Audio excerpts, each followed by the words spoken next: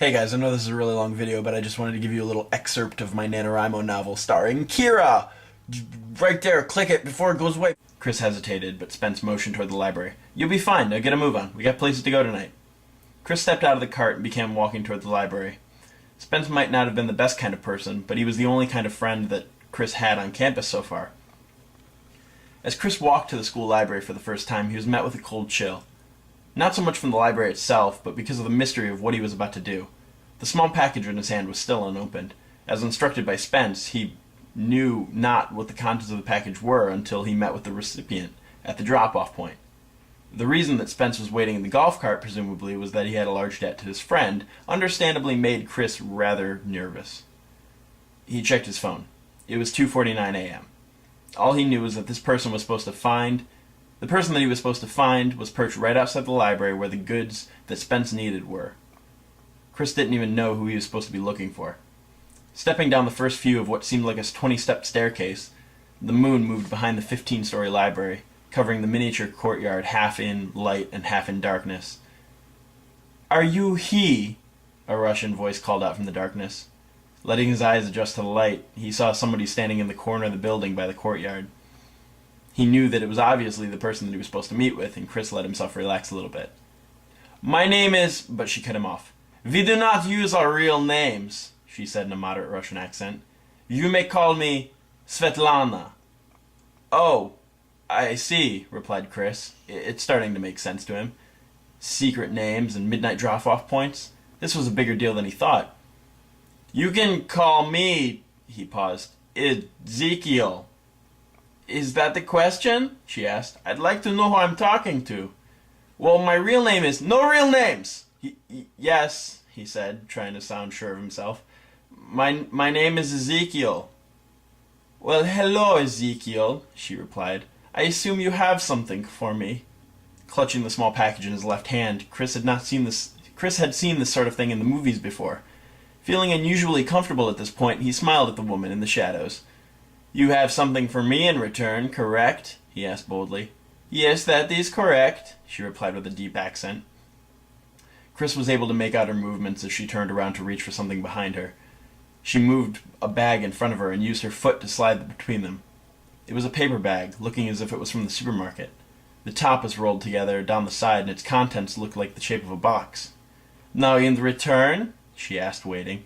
Chris was still not sure what this package contained, or what the bag even between them contained, or if this was even what Spence sent him to get. "What's in the bag?" he asked, still not sure if he could trust her. "It's what you ordered, of course," she replied. Chris had to bite his tongue to keep from admitting that he wasn't the one that placed any sort of order. Instead, he took a step towards the bag. His mind began racing.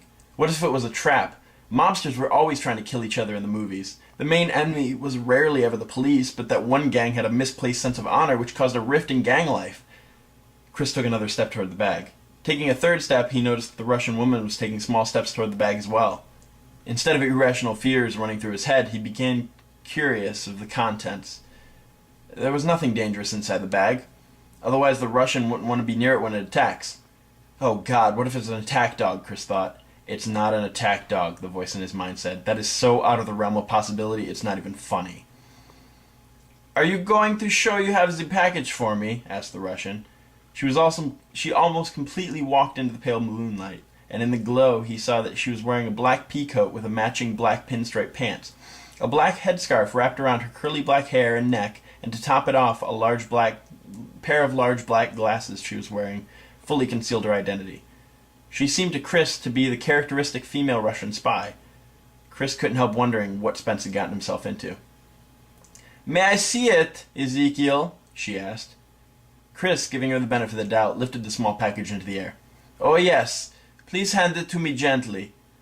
Hesitating for one more split second, he stepped forward and handed it to the Russian woman. She cradled it as if it was a precious jewel. Right as the woman had both hands on the package, Chris took the rest of the steps toward the bag to find the contents of what he'd gone all this trouble to receive. Unrolling the top of the bag, Chris opened it to find secret books. There were 3 books and a pamphlet inside the bag, library books no less. "What is this?" he asked as he looked up at her. The Russian woman was busy carefully unwrapping the package he had handed her. It's what you asked for, she replied in a very American tone. Chris froze. What was that? He replied, speechless. The woman had spoken in an American tone. I said it's what you asked for, silly, she responded, smiling at him. And this is exactly what I asked for. Thank you. Standing up, he could see the small books in her hand. Bound with greenish-brown leather, they looked incredibly old but in amazingly good condition. Chris could read the words Emma in gold font on the spines of the books, and each had decorative gold design down the spines. The woman held them close to her, beaming with delight. Those must be some books, Chris observed, still unsure about the woman actually being Russian. Oh, of course, she replied. I've been looking for these for a very long time. She held the books out so that Chris could get a better look. This is the 3-volume set of Jane Austen's work Emma, she explained. These first editions were printed back in 1816, and only 2,000 were created. Their value is upwards of $20,000. Chris just stared at her as she was gushing about the books in her hands. You're American, he said flatly. Oh, yeah, sorry about that. She smiled at him, and she took her headscarf off from the back of her neck and head. My name is Kiera, actually. I work here in the library. Chris, who was also waiting for his mind to catch up on everything, asked, So, who's Svetlana? Svetlana is my Russian alter ego, she breathed effortlessly as she swayed back and forth, her arms dancing in the air. Kiera began dancing around the courtyard, moving her arms fluidly. Great, Chris thought. We've fallen far, far down the rabbit hole. Chris had many more questions for the quirky girl dancing around, seemingly treating the world as her own personal musical. My name is Chris, he said, trying to get her attention. You said your name was Ezekiel, she replied, not even missing a beat of her imaginary music. You said we needed to use fake names, Chris protested, and I seriously didn't know what was going on. Kiera stopped dancing and saw how confused Chris looked. She walked over towards him and put a hand on the shoulder. I'm so sorry if I upset you or caused any sort of confusion, she apologized. I just really get into roles when I'm playing my characters, she sang again. Characters? Chris asked. I thought this was real. I thought that you were Russian. Kiera smiled. What would the Russian mob be doing in a podunk college town like this? Chris didn't have an answer. Even more so, she said, waving her scarf through the air, why would they want 3 library books on the history of Winsburg? Library books on the history of Winsburg, Chris thought. What would Spence need with books on this tiny college town? For an actor, you sure don't read the script very closely beforehand. Chris gestured to get her attention. Do you remember why I agreed to give you those $20,000 books in return for these 3 library books? He asked. Kiera stopped and looked at him with a calm expression. Because they were stolen from this library, she replied. One of my friends said he knew someone who could track them down, and lo and behold, here they are the very same day they went missing. And my reasoning for wanting these specific books? Chris asked. Well, you told me it was urgent, and although the library is going to be closed for the next few days, and it's actually breaking protocol letting you have them, I knew that bringing Emma back to me, and it was just, I couldn't let it go without some sort of favor, since you were doing this for me. She smiled at him, beaming. Thank you so much for your help. Chris finally understood what was going on. Spence had set up this entire situation, the overzealous drop point scenario, the stupid mystery package, the fact that this poor girl Kiera wasn't even in on the ruse. He could have even been in on the theft. Part of Chris wanted to burst forth and tell Kiera everything that was going on. He could tell her about Spence, the fake trade, the scene that she was told to play, and her missing Jane Austen books. He looked up, ready to say something, but he saw her cradling the first edition copy of Emma and smiled. Maybe it would just be better to let her play her part, he thought. Chris reached down and took hold of the bag.